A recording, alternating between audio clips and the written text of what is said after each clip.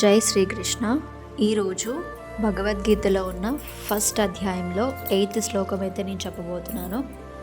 భవాన్ భీష్మశ్చ కర్ణశ్చ కృపశ్చ సమితిం జయః అశ్వత్థామా వికర్ణశ్చ సౌమదత్తిస్తథైవ చ.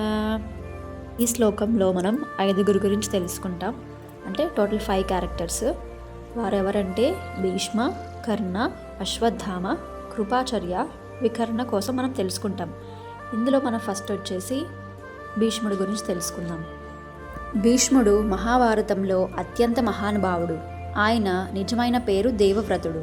తన తండ్రి శాంతనుని కోసం జీవితాంతం వివాహం చేసుకోకుండా బ్రహ్మచర్య వ్రతం తీసుకున్నాడు.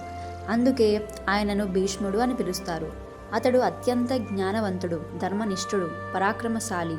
కౌరవుల పక్షాన యుద్ధం చేసినప్పటికీ తన ధర్మం ప్రకారం మాత్రమే యుద్ధం చేశాడు.